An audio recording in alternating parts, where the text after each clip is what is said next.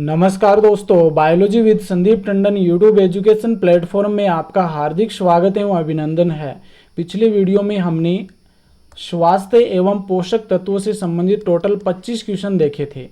आगे के 25 क्वेश्चन आज इस वीडियो के अंतर्गत हम देखेंगे, जो कि आपके रीट, नीट और अन्य जितनी भी प्रतियोगी परीक्षाएं हैं उन सभी के लिए बहुत ही महत्वपूर्ण है। तो आप इस वीडियो को शुरू से लेकर अंत तक ध्यानपूर्वक देखिए, और यदि अभी तक आपने मेरे चैनल को सब्सक्राइब नहीं किया है तो सब्सक्राइब जरूर कर लीजिए। तो आइए शुरू करते हैं। आज का हमारा फर्स्ट और आगे का जो 26 नंबर का क्वेश्चन है, मादा मच्छर रक्त चूसने का कार्य क्यों करती है। तो यहाँ पर हम बात करें तो मलेरिया की बात हो रही है। मादा एनाफ्लीज मच्छर रक्त चूसने का कार्य क्यों करती है। ऑप्शन फर्स्ट है मलेरिया फैलाने के लिए, सेकंड है संक्रमण फैलाने के लिए, थर्ड है अपने जीवन को बचाने के लिए, और फोर्थ है अंडे देने के लिए।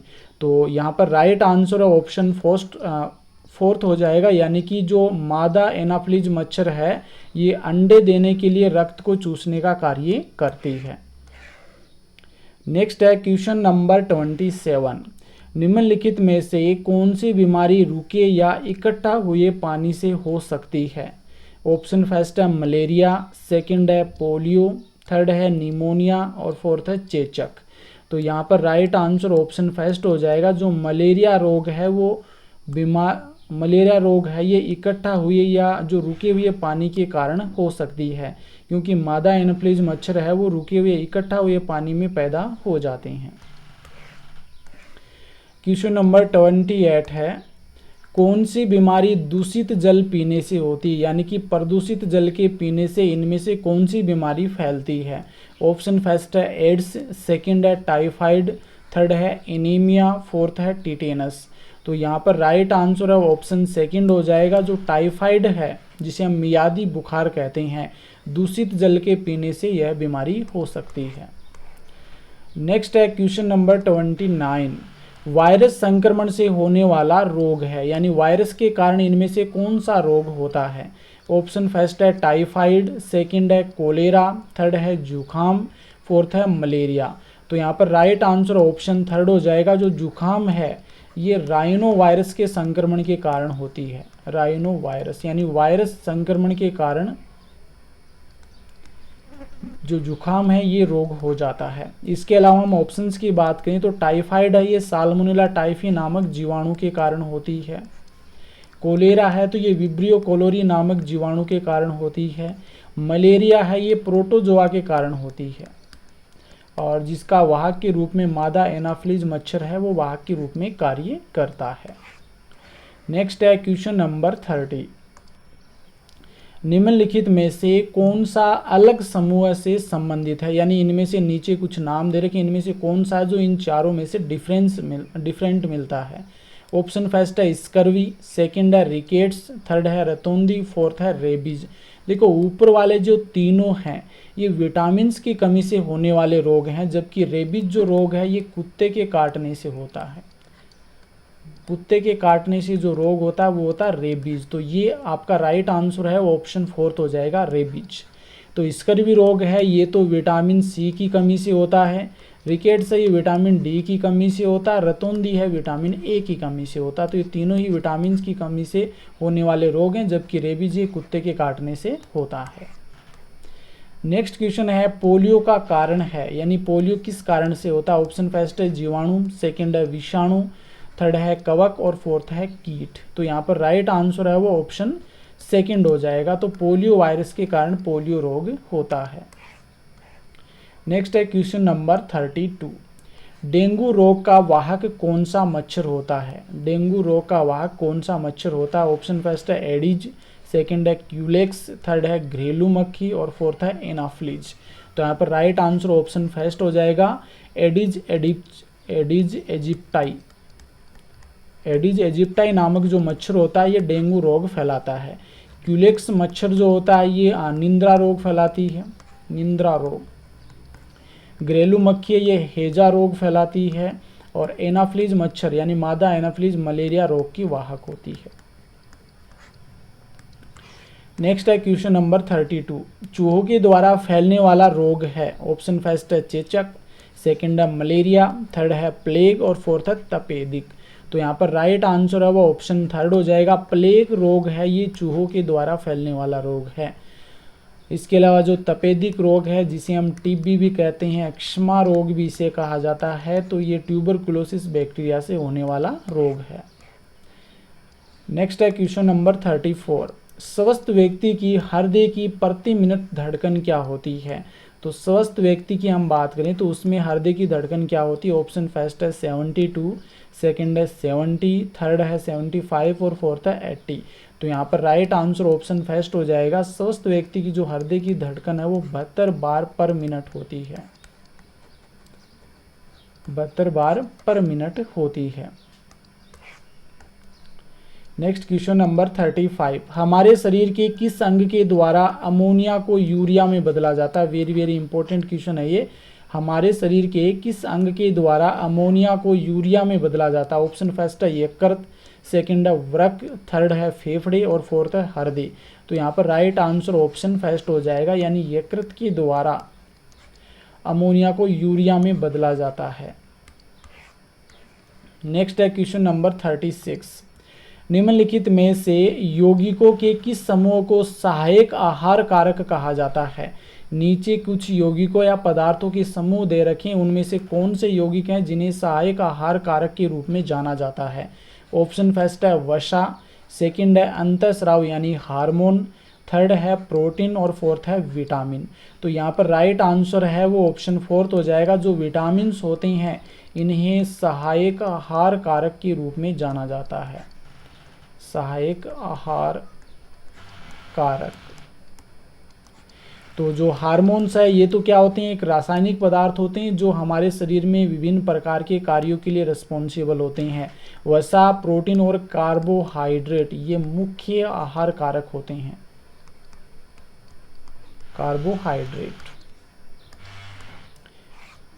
नेक्स्ट है क्वेश्चन नंबर 37। विटामिन डी का स्रोत है, यानी विटामिन डी का संश्लेषण वो किसके द्वारा होता है? ऑप्शन फर्स्ट है नींबू, तो नींबू में तो विटामिन सी पाया जाता है।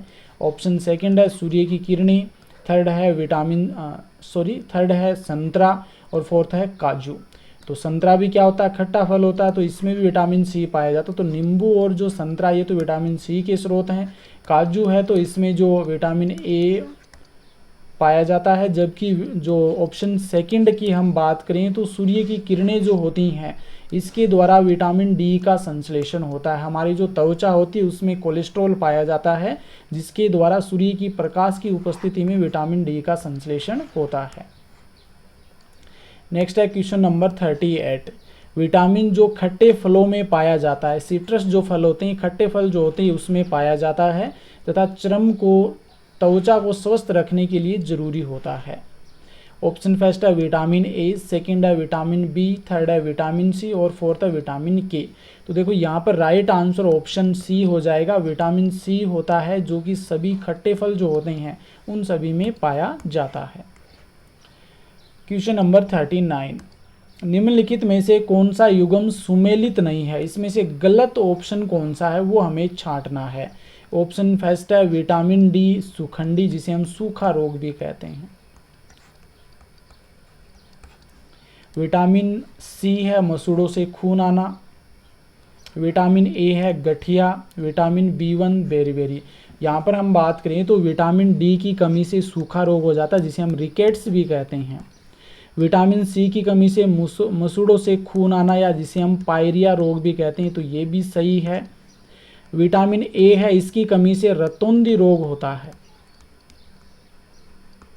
रतौंधी रोग होता है, गठिया रोग नहीं होता है। तो यहाँ पर ये वाला ऑप्शन गलत हो जाएगा। विटामिन B1 की कमी से बेरी रोग होता है। तो 39 क्वेश्चन का जो आंसर होगा ऑप्शन थर्ड होगा। नेक्स्ट है क्वेश्चन नंबर 40। विटामिन सी का रासायनिक नाम क्या है? ऑप्शन फर्स्ट है सिट्रिक अम्ल, सेकंड है एस्कोर्बिक अम्ल, थर्ड है ऑक्जेलिक अम्ल और फोर्थ है नाइट्रिक अम्ल। तो यहाँ पर राइट आंसर ऑप्शन सेकंड होगा, यानी एस्कोर्बिक अम्ल है जो कि विटामिन सी का रासायनिक नाम है। इसके अलावा जितने भी विटामिन हैं इनके रासायनिक नाम और इनके द्वारा होने वाले कमी से होने वाले जो रोग हैं इनके विषय में हमने जो पिछले वीडियो में जो क्वेश्चन देखे थे उसके अंतर्गत मैंने आपको बता दिया था।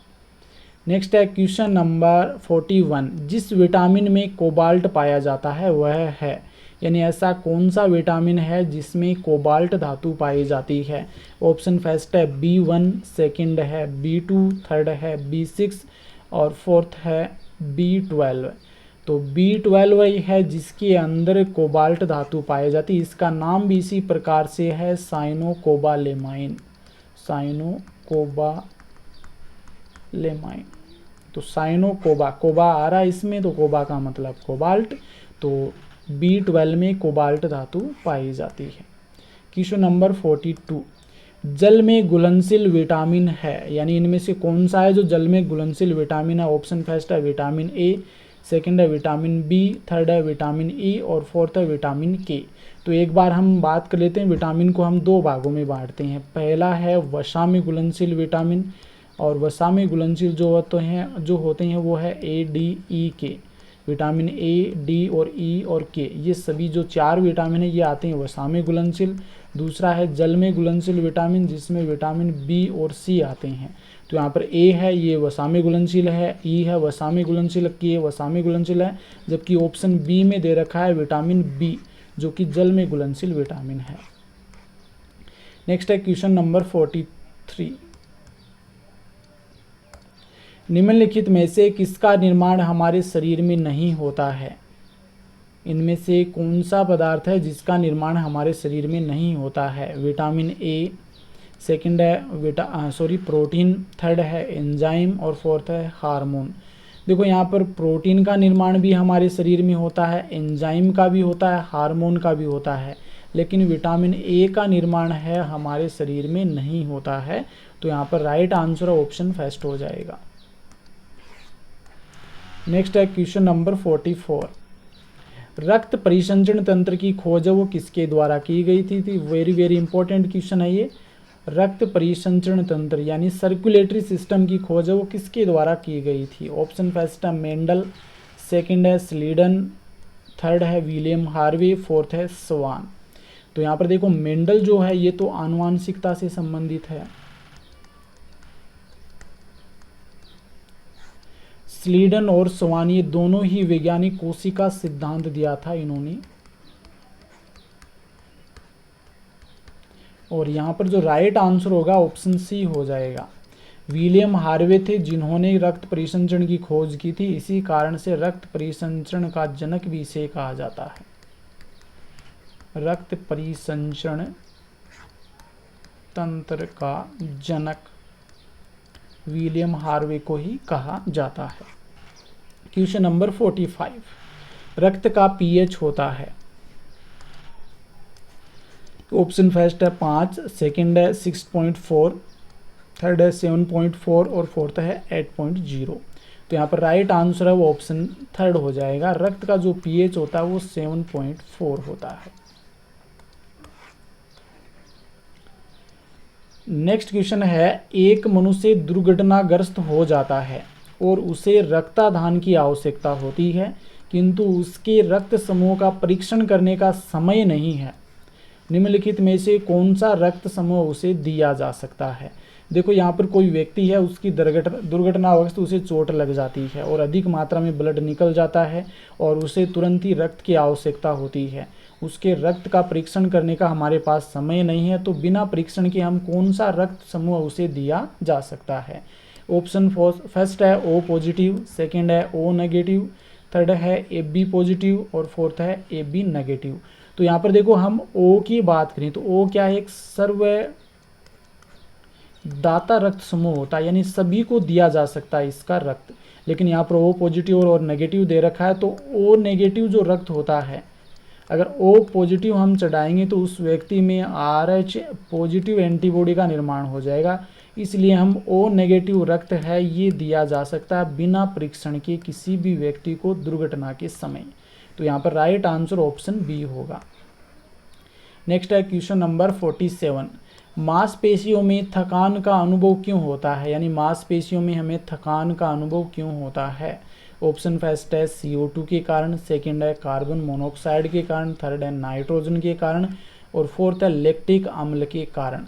हम जब दौड़ वगैरह करते हैं, एक्सरसाइज वगैरह करते हैं, तो उस समय हमारी मांसपेशियों में क्या हो जाता है, ऑक्सीजन की कमी होने लगती है। और ऑक्सीजन की कमी होने से ग्लूकोज के विघटन से क्या होता है, लैक्टिक अम्ल का निर्माण होना शुरू हो जाता है। और लैक्टिक अम्ल हमारी मांसपेशियों में स्टोर होना शुरू हो जाता है। और इसके निर्माण के कारण ही क्या होता है, हमारी मांसपेशियों में थकान का अनुभव होता है, दर्द का अनुभव होता है। तो यहाँ पर राइट आंसर जो होगा ऑप्शन डी हो जाएगा, लैक्टिक अम्ल। नेक्स्ट है 48 का क्वेश्चन, मांसपेशियों का रंग लाल किस प्रोटीन के कारण होता है। वेरी वेरी इंपॉर्टेंट क्वेश्चन है ये कि मांसपेशियों का जो रंग लाल होता है ये किसके कारण होता है। ऑप्शन फर्स्ट है हीमोग्लोबिन, सेकंड है हीमोसाइनिन, थर्ड है मायोग्लोबिन और फोर्थ है इनमें से कोई नहीं। तो यहाँ पर देखो तीनों ही क्या होते हैं, वर्णक होते हैं और तीनों ही श्वसन वर्णक है। हीमोग्लोबिन ये तो आरबीसी में पाया जाता है और इस कारण से आरबीसी का रंग कैसा होता है, लाल होता है। हीमोसाइनिन होता है ये कुछ अकशेरुकी और कशेरुकी प्राणियों में मिलता है, जैसे जो केंचुआ होता है, केंचुआ है, इनमें श्वसन वर्णक के रूप में हीमोसाइनिन पाया जाता है। इसमें कॉपर धातु मिलती है और इस कारण इसका रंग कैसा होता है, नीला होता है। मायोग्लोबिन है ये हमारी मांसपेशियों में पाया जाता है और इसी वर्णक के कारण हमारी मांसपेशियों का रंग कैसा होता है, लाल होता है। नेक्स्ट है क्वेश्चन नंबर 49, कंकाल तंत्र का कार्य क्या होता है। ऑप्शन फर्स्ट है शरीर के कोमल अंगों की सुरक्षा करना, सेकंड है शरीर को निश्चित आकार प्रदान करना, थर्ड है पेशियों को जुड़ने का आधार प्रदान करना, फोर्थ है उपयुक्त सभी। तो यहाँ पर राइट आंसर ऑप्शन डी हो जाएगा कि जो कंकाल तंत्र होता है शरीर के कोमल अंगों को सुरक्षा प्रदान करता है, सेकंड है शरीर को निश्चित आकार भी प्रदान करता है, पेशियों को जुड़ने के लिए आधार प्रदान करता है। तो ये सभी ऑप्शंस राइट होंगे। आज का हमारा लास्ट क्वेश्चन है क्वेश्चन नंबर 50, कंकाल पेशी के संकुचन के लिए क्रियात्मक इकाई कहलाती है। यानी कंकाल पेशी जब क्रियाशील होती है तो उस समय उसमें जो संकुचन के लिए क्रियात्मक इकाई कौन सी होती है। ऑप्शन फर्स्ट है कैप्सोमियर, सेकंड है कैप्सिड, थर्ड है एक्सोमियर और फोर्थ है सार्कोमियर। तो यहाँ पर राइट आंसर ऑप्शन फोर्थ हो जाएगा, कंकाल पेशी की जो क्रियात्मक इकाई है वो सार्कोमियर कहलाती है। इस प्रकार से पोषक तत्व और स्वास्थ्य से संबंधित हमने टोटल 50 क्वेश्चन देख लिए जो कि बहुत ही महत्वपूर्ण हैं। यदि आपको ये क्वेश्चन अच्छे लगे हैं तो आप मेरे इस वीडियो को लाइक कीजिए और अधिक से अधिक शेयर कीजिए और मेरे चैनल को सब्सक्राइब कीजिए। और साथ साथ में हम जो भी पोषक तत्व हम इनमें क्वेश्चन पढ़ रहे हैं उससे संबंधित जो लेक्चर है वो मैं साथ साथ में डाल रहा हूँ, जिसमें हमने कार्बोहाइड्रेट के विषय में पढ़ लिया है और नेक्स्ट वीडियो में हम वसा के विषय में देखेंगे। तो आप वे वीडियो भी जरूर देखिए। धन्यवाद।